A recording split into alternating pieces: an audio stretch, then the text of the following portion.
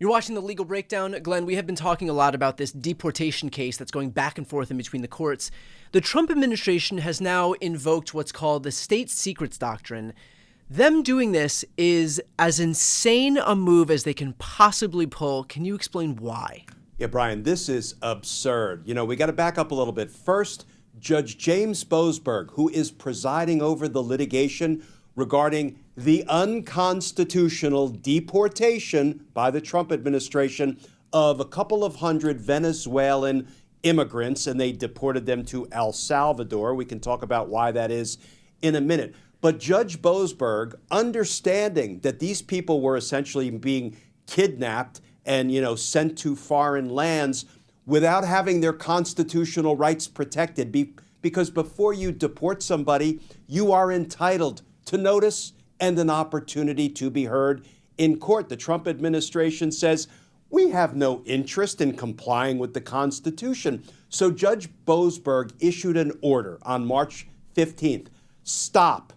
Do not send any more planes carrying migrants who haven't had their constitutional rights honored to Venezuela, El Salvador, or anywhere else. And in the event any of these planes have taken off, you need to turn them around and bring them back. Importantly, Judge Boasberg said, well, you don't need to release them from custody. You just need to get them into court to honor their constitutional rights of notice and opportunity to be heard. You know what the Trump administration said in the face of that court order?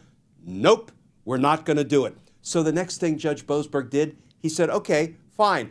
Now I'm going to need a whole bunch of information and evidence to see if you intentionally violated my court order such that I should consider holding Trump administration officials into contempt. And when the judge asked for that additional information, the Trump administration, through his dirty DOJ lawyers, said, no, we're not going to provide you with information. And here is the reason they gave the judge for refusing to provide that information. This is protected information under the state secrets doctrine. We couldn't possibly tell you, Judge, the information that you are seeking. What information is that? He wanted to know who these people were that were unlawfully, unconstitutionally deported, what time the planes left, and what time the planes landed. Now get this, Brian.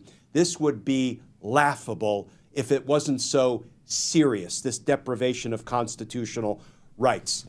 There are flight crews who know this information, when the planes took off, when they landed, and who was on the planes that went to El Salvador. There are ground crews. There are airfield crews. There are hundreds and hundreds of Venezuela migrants who know when the planes took off and landed. There are probably hundreds, if not thousands, of people in El Salvador who know when the planes landed because they took these people into custody. And Brian, here's the kicker. The Trump administration filmed this stuff and released the videos publicly, but now they're telling Judge James Boasberg he can't possibly be trusted with this information because it would reveal state secrets. Now, Brian, who is Judge Boasberg?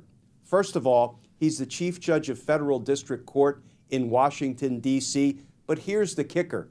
He's also the chief judge of the Alien Terrorist Removal Court, which was created by Congress in 1996 to deal with whether alien terrorists should be deported or not.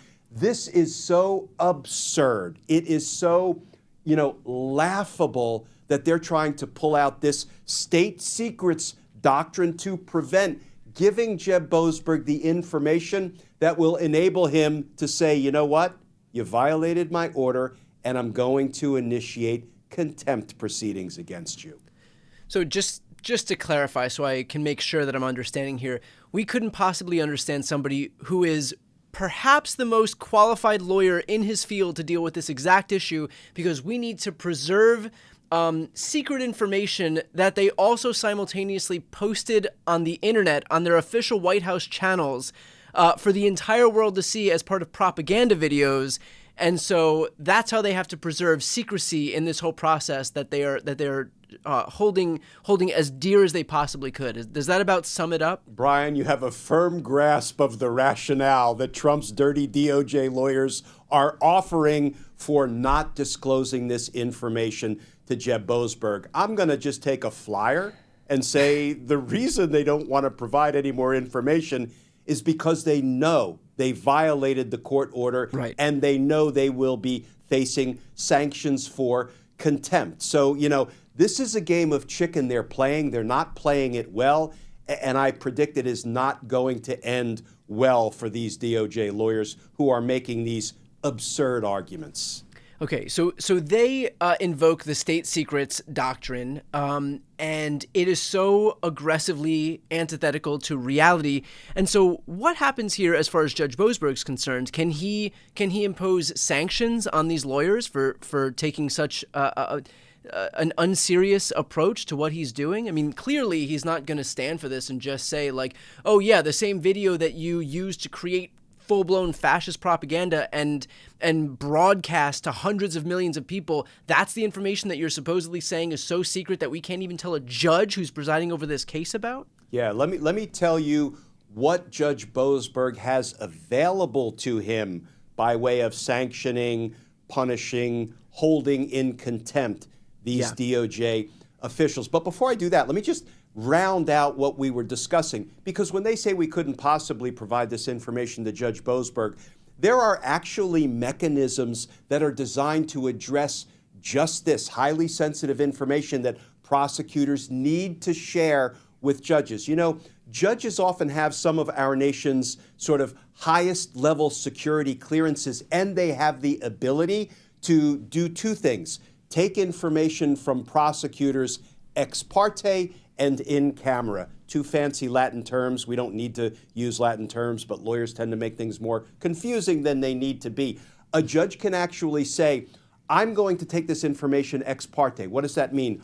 Only one party will be privy to it. So the DOJ attorneys can literally share this, confidential information with the judge, and they can exclude the defense attorneys who represent the Venezuela immigrants whose constitutional rights were violated. Plus, the judge can do it what's called in camera, meaning literally behind closed doors, in chambers, no defense attorney, no public access, no media access. So there are so many vehicles for the DOJ lawyers to provide this information to Judge Boasberg. So what happens now? Well, there are two kinds of contempt that the judge can pursue. There's civil contempt and there's criminal contempt.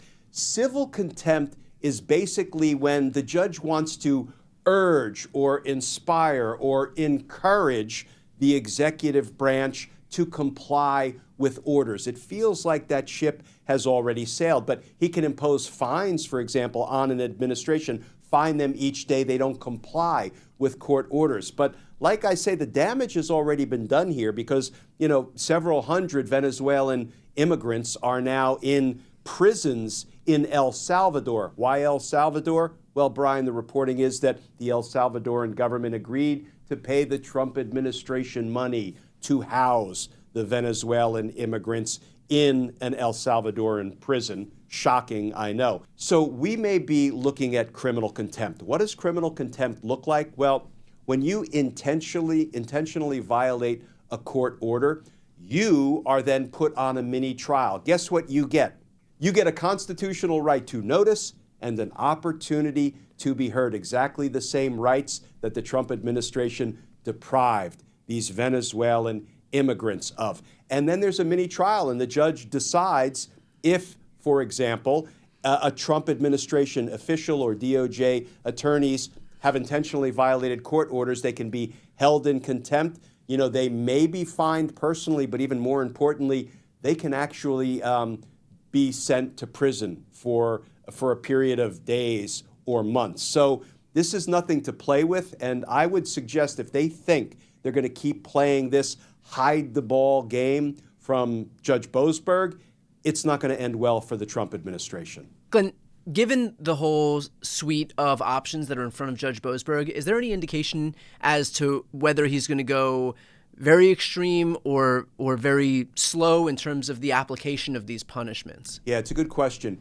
Rarely do judges hold executive branch officials in contempt. They have. Well, I would also push back. Rarely does something like do they give them a reason to the extent that the Trump administration has. And Brian, it was an appellate court judge just yesterday, Judge Patricia Millett, who actually said during an oral argument on the legality of Judge Boasberg's original temporary restraining order, saying you can't keep deporting people unconstitutionally, and I'm ordering you to turn planes around. Judge Millett, the appellate court judge, one of three on the panel that heard oral argument yesterday, said to the DOJ lawyers, you know, Nazis had more rights, were treated better during World War II by the American criminal justice system than you are treating these Venezuelan immigrants. I mean, those are some strong and pointed words and criticism of what Trump's administration is doing. I think Judge Boasberg is taking this deadly seriously. I don't know this for a fact, but I would bet he is deeply offended, as was I as a career federal prosecutor, seeing these unseemly games that are being played by DOJ lawyers. So I think he is probably going to push the sanctions as far and as hard as he believes the evidence warrants. And finally, when can we expect some type of timeline in terms of next steps? Because the Trump administration really has mastered the art of just delay, delay, delay. And so they employ these dilatory tactics knowing full well that really they benefit from justice delayed, justice denied. And they did that during Trump's own personal prosecutions prior to him becoming president. And clearly they're content to do the exact same thing here. Yeah, I have a feeling next steps we're going to know pretty quickly. The reason I say that is because this invocation of the state secrets doctrine is so contrary to the evidence that we have all seen, even publicly revealed, that it's just downright insulting